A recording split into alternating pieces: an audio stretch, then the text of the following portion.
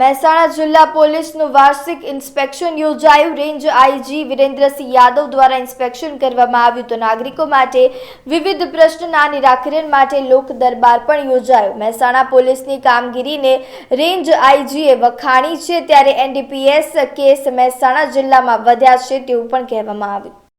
આજે રેન્જ કક્ષાનું જે વાર્ષિક ઇન્સ્પેક્શન થાય છે દરેક વર્ષે,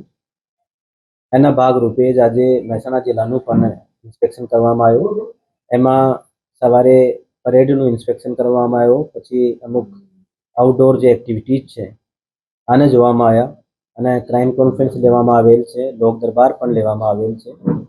અને પત્રકાર મિત્રો સાથે પણ ચર્ચા વિચારણા કરવામાં આવી છે। અમુક જે લોક દરબારમાં જે પ્રશ્નો રજૂ થયા આ બાબતે એક પોઝિટિવ નિકાલ થાય તે અંગે પણ પોલીસ અધિકારીઓને સૂચના કરવામાં આવી છે, અને ક્રાઇમ અંગે પણ જે અમુક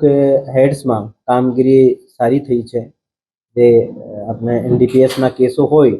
તો ગયા વર્ષની સરખામણીમાં એનડીપીએસના કેસો સારા થયા છે। ફેટલના કેસો જે છે અમુક જગ્યાએ આમાં પોઝિટિવ ડેવલપમેન્ટ થયો છે, અમુક જગ્યાએ ફેટલના કેસો ઓછા થયા છે, અમુક જગ્યાએ જે ફેટલના કેસો વધ્યા છે તે બ્લેક સ્પોટ્સ જે છે એ આઈડેન્ટિફાઈ કરીને અને પર્ટિક્યુલર એક લોકેશન સ્પેસિફિક કામગીરી કરવામાં આવે,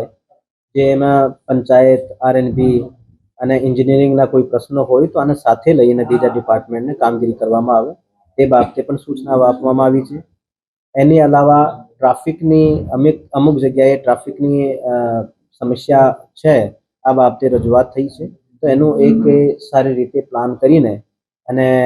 ટ્રાફિકની સમસ્યા દૂર થાય કે મેન પાવર જે જગ્યાએ વધારવાનું છે તો મેન પાવર વધારવામાં આવે, યા મેન પાવર જે ઓલરેડી ડિપ્લોયડ છે તો એનું ક્વોલિટી કામ થાય તે બાબતે પણ ડીવાયએસપી શ્રીઓને સૂચના આપવામાં આવી છે, અને મને લાગે છે કે આગલા એક મહિનામાં આ બાબતે ટ્રાફિકના જે સમસ્યા છે જે પોઈન્ટ ઉપર છે ત્યાં એક સારું